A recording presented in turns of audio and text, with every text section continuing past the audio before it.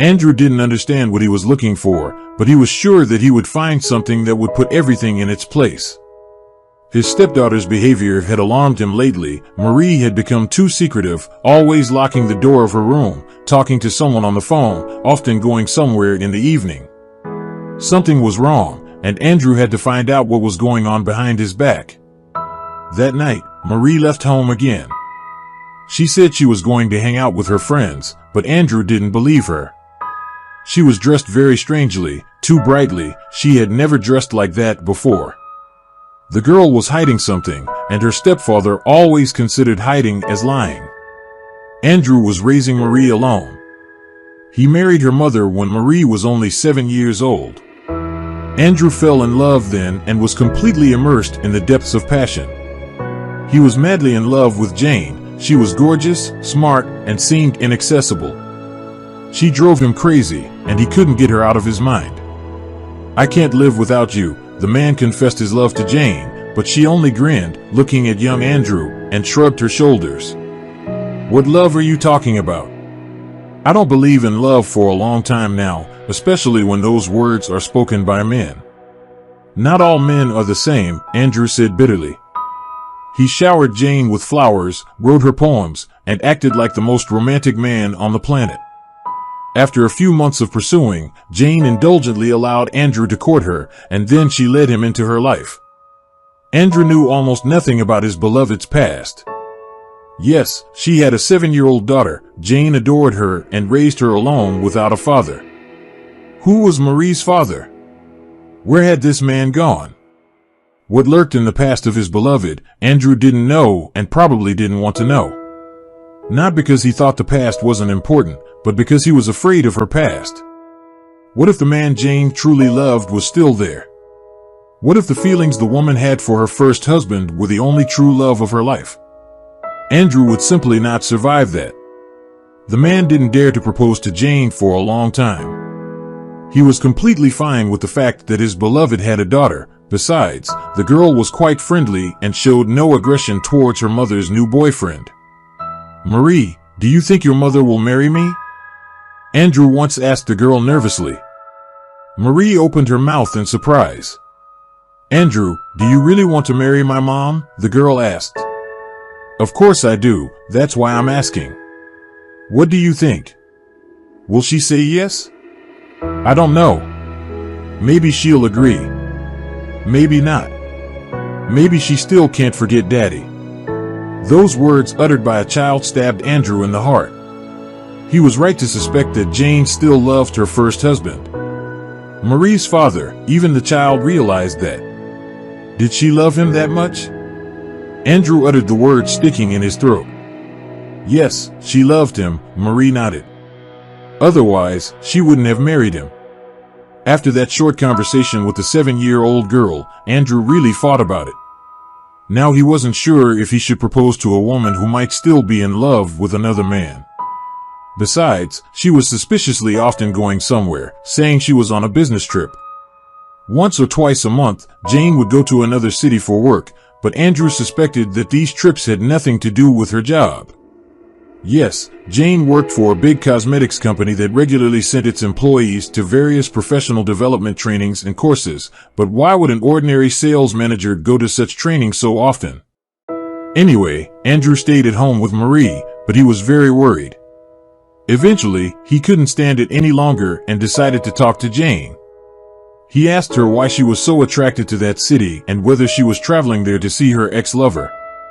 After hearing Andrew's words, Jane looked at him for a long time with an incomprehensible look and then laughed. Just as long, Andrew. When did such strange thoughts occur in your head? He frowned. What else am I supposed to think? You're so cold with me. You go on business trips all the time, and you hardly ever call or text from there. What else am I supposed to think? For example, that I'm busy at work. What does that have to do with my ex-husband? He and I parted as enemies. He doesn't exist for me anymore. Those are just words, Andrew muttered. It hurts me to hear that, Jane said sternly. Don't you trust me, then? Why do we even live together if you don't trust me? Then why are you tolerating it all? Because I love you. I love you too. So, I won't take offense, Jane concluded. And just to let you know, my ex-husband lives in another country. So, even if I go on business trips every day, I'm sure I won't meet him there. Andrew calmed down and then finally dared to propose to Jane. She said yes, and they got married. It seemed that everything was perfect. Andrew loved Jane, she loved him, and her daughter Marie was growing up in the family. Andrew adopted the girl, gave her his last name, and now she was officially considered Andrew's daughter. But she still called him Andrew out of habit. The spouses had long been planning to have a baby, but nothing worked out. Jane underwent one medical treatment after another. Andrew was also examined, but both were healthy.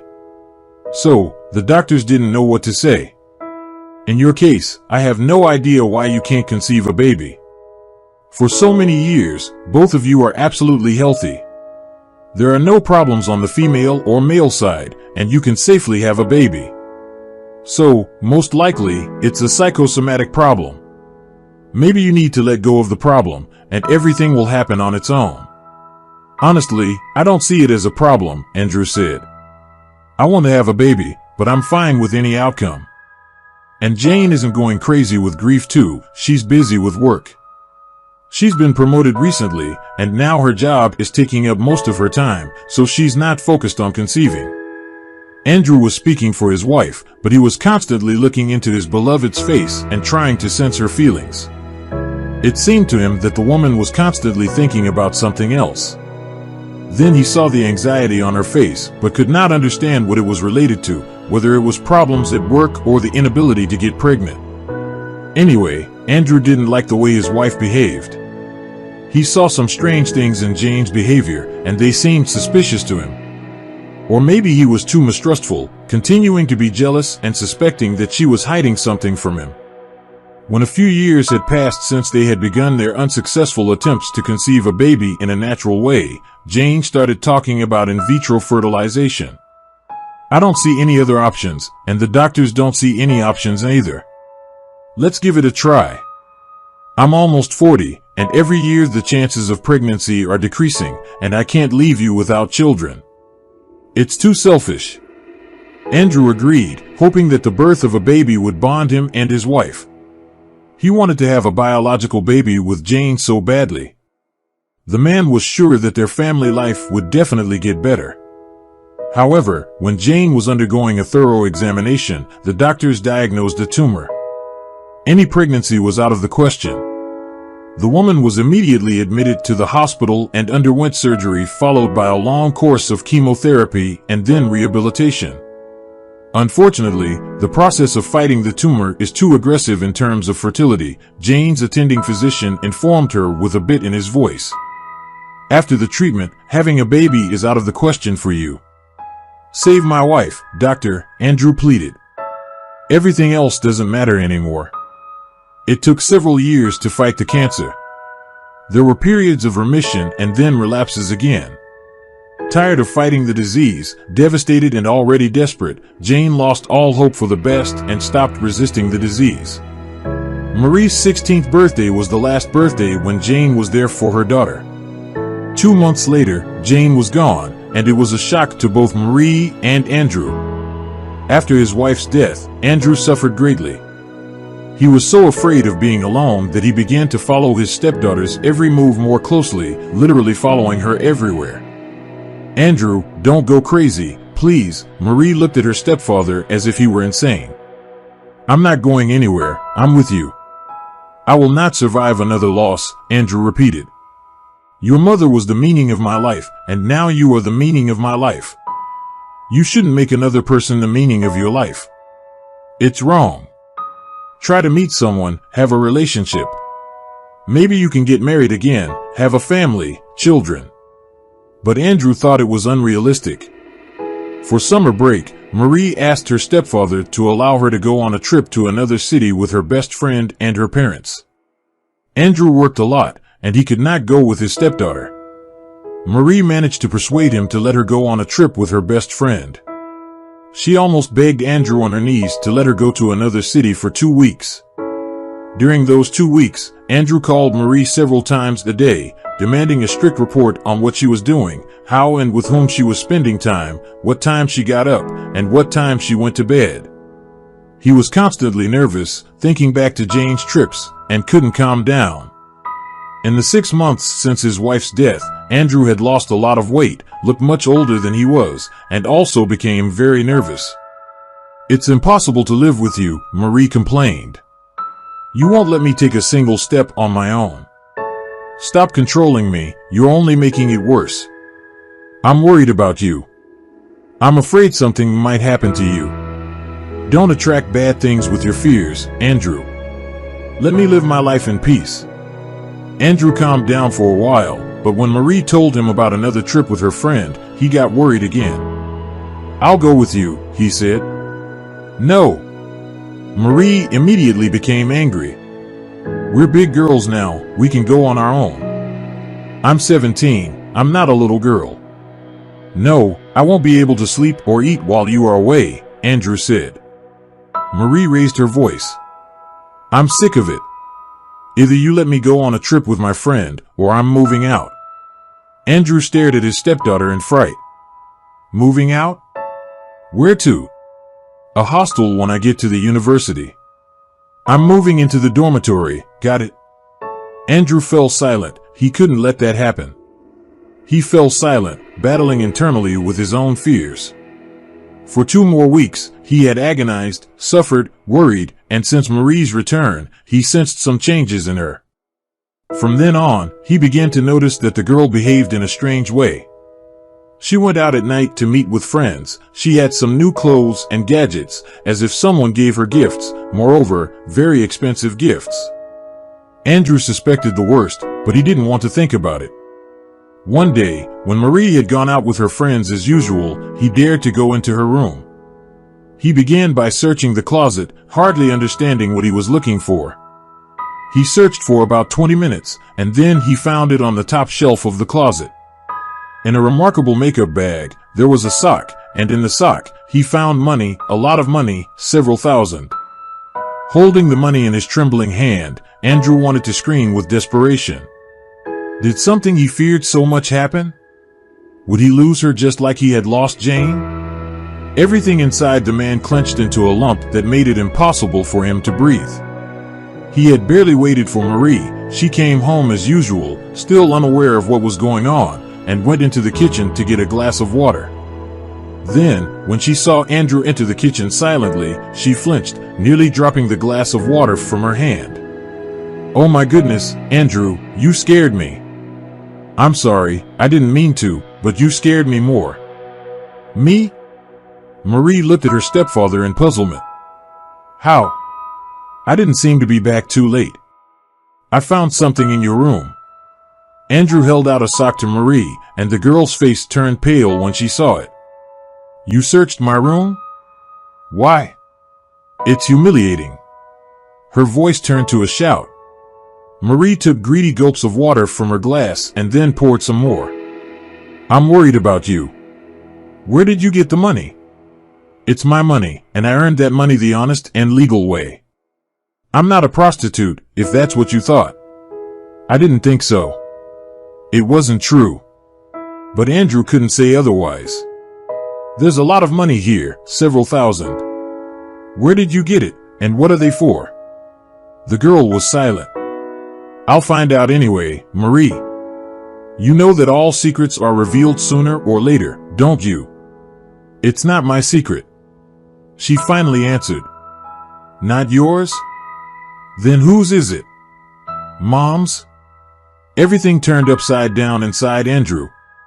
Of course, he'd suspected for years that Jane had another man. That's why she went on business trips so often. There was someone who gave her money. Now Marie was getting that money. Andrew felt bad. Even though his wife had been gone for almost 2 years, she should have told him the truth before she died so her conscience would be clear. What kind of a secret is this? A man? Marie shook her head. A man? What are you talking about? Mom has been faithful to you. Then what or who? Marie was silent for a moment, then answered softly, a sister. I have a sister. Andrew thought he'd misheard. What sister? How?